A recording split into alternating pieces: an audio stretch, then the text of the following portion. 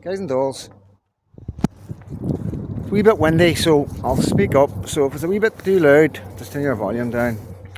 But we're all feeling it right now, and everybody's talking about two-tier. Everybody's worried about what direction it's going in. But none of us are talking about what we actually want. How do we say it? How do we get it across? So it's pretty simple as far as I'm concerned. First thing we want is we want to stop the boats. We want to stop undocumented men, fighting age men coming into this country. Because we know that there's regimes around the world right now emptying prisons for two reasons. One, they hate this country, and two, they get rid of their worst. And if they're not directly sending them here, they're indirectly sending them here. And we know that, right? Now, that's not saying that they're all like that. But we do need to stop, right? For a couple of other reasons I'll come to, right? Second thing we want is we want every single undocumented fighting age male that's come into this country via Dover or any other means like that, that's got rid of their ID, need vetted. Now, vetting them all would be a huge job, but we've got the money. If we stop sending money around the world, we've got the capabilities to do this. We've got DNA, there's all sorts of teeth, there's blood, whatever. I'm not an expert, not a scientist. But we can find out where they're from, how old they are, you know. There's a couple of things like that. Now, if you don't know where they're from, how do you know where to send them? Well, it's simple. If you break the law, a serious offence like that, throwing away your identification to hide who you are to come into a country with the benefits that we have, then it's simple. You sit in a detention centre until you tell us where you're from, you know. And I understand that some are from bad places and some can't go back. But this is the whole thing about vetting. This is what the vetting is about. We're not saying that you're all going to get sent back, or we want them all, you're all sent back just because you come in here. But you need to be vetted. No two ways about it. That's what we need, right? That's 100%. That's everybody I speak to saying the exact same thing. Third thing that we want: if you come into this country illegally or illegal from another country and seek asylum, and you break the law. Now, I'm not talking about misdemeanors or breach of the peace and stuff like that. I'm talking about serious crimes, especially sexual crimes. You must, and the government must deport them. So that's the story. It's no asking much. We're asking for stuff that most countries have down in law, and we're begging our government to do it. You know what I mean? That's how ridiculous it all sounds. Now, this serves everybody, because I know what's going on. Like I say, I'm lucky that way because I grew up in a society that was racially, well, not racially, it was religiously divided.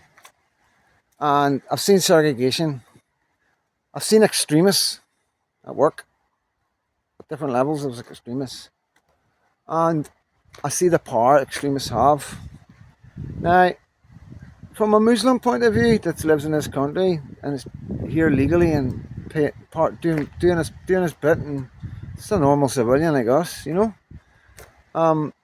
I know that you don't want undocumented extremists coming into this country because, let's be honest, when you're in a community, it doesn't take many extremists to control it, because just like the IRA and the UVF, it was like, if you spoke up, you spoke out, you would be in trouble.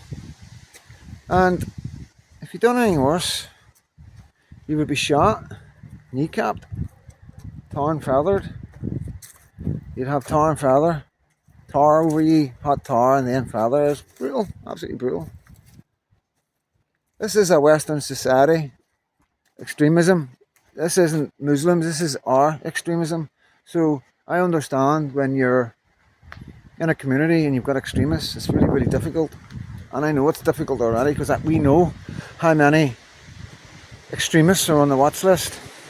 Is it 20,000? And how many are getting 24-hour surveillance, round the clock surveillance? I think it works out about 2,000. And that's at the minute.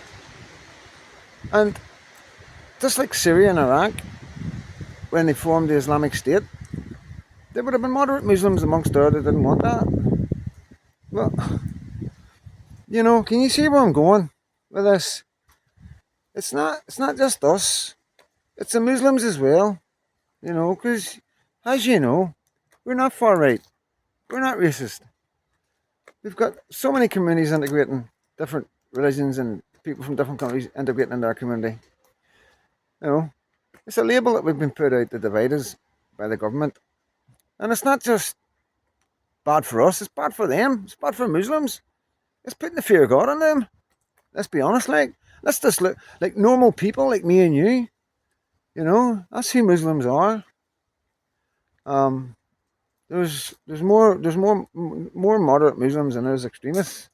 But this is what I keep getting back to. It only takes a handful of extremists.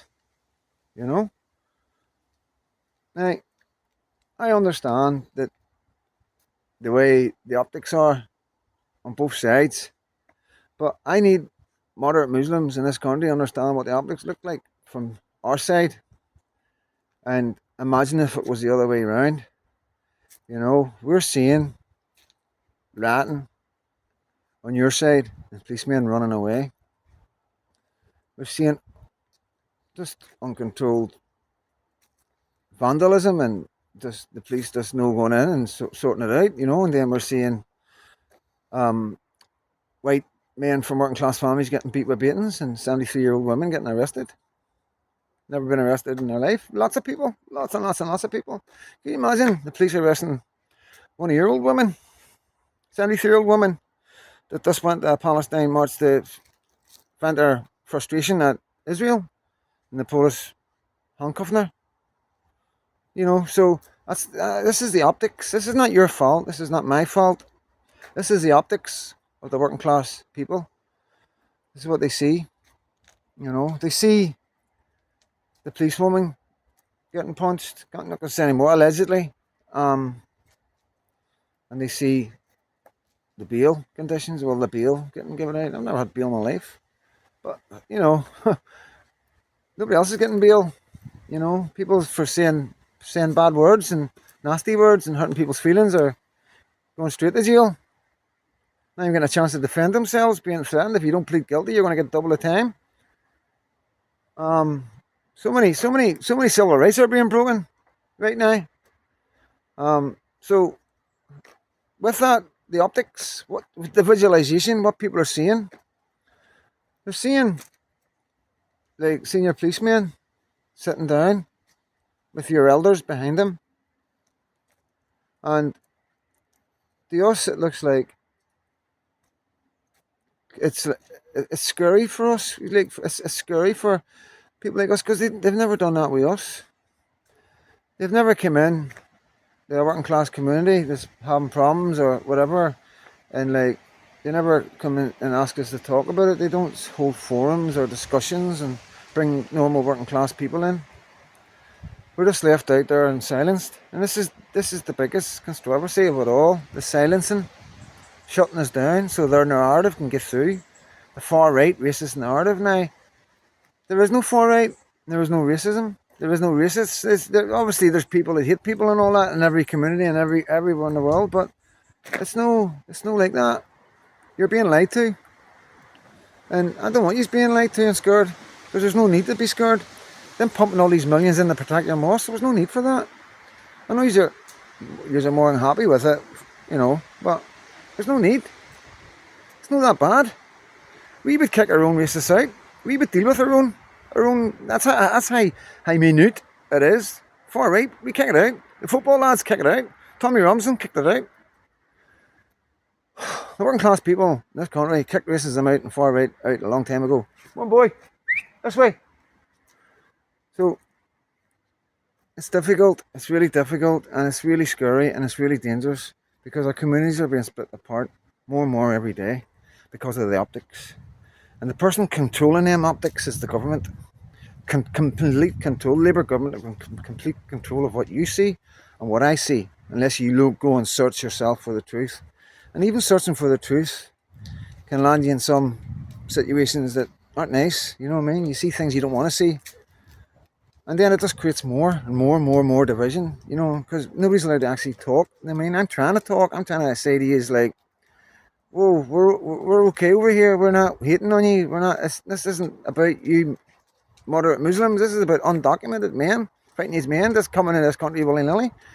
You know, it's about the security. It's about your security, about my security. But what if there's a war? Let's think about that for a second. What if there's another war? Our men aren't going to fight. No chance of our men going to leave this country to fight. You think we're going to leave our women and children here and go and fight in our land? Because who is going to fight? Because these, come on, boy, this way. Come on, son. These extremists aren't going to fight for our army. We've seen what they thought about our army when our homecoming parades and stuff. And I know, it's hard to talk about. It's really difficult. It's dangerous in so many ways to talk about this topic, but it needs to be spoke about. This is the situation our country's in. Our country's in such a situation that our men are going to refuse to fight for this country. They're not going to want to leave, and they're going to be threatened with jail. But there's only so many jail spaces. Then what do you do? And the men would rather go to jail than leave the country, because 730 in one day. One day that we know of. This is just what we know of. That's just coming in boats. That's not coming in lorries and all sorts. Sorry about the wind. You know, that's just what we know by the Navy and by our Coast Guards. That's not the ones coming in canoes. The number could be 1,000 a day. You know, and a moderate Muslim wouldn't come. I don't think that way. A moderate Muslim would keep his documents and show I'm from this area and this area is being bombed and my life's in danger. You know, because that's how the majority of Muslims have come to this country, for safety, and they're welcome. And I'm proud to be a nation that can help people be safe from violence and extremism. But there's so many topics that can be talked here, and they're so complex that it's beyond me. But I'm trying to just start that conversation because everybody's scared, everybody's terrified. Scared to even say extremism.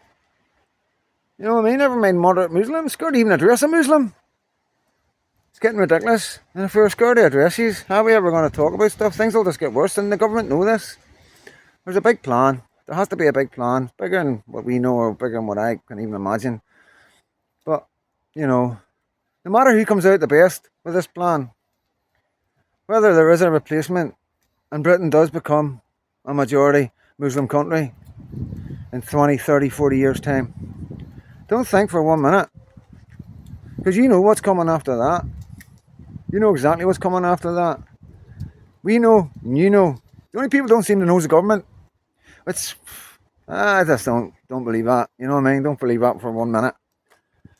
So many other questions come from that. But this is what I'm saying, guys. You know, this is what we want. You know, we want these things. The boat stopped. Undocumented men that's here, vetted. And anybody that comes to this country commits a crime, serious crime, like sexual offences, is deported. No sentence done and then deported, just like every other country in the world. So don't be scared to talk, guys. It's food for thought. Get it out there. What do you think? Tell me what you think. If you're a Muslim, tell me what you think. How difficult is it?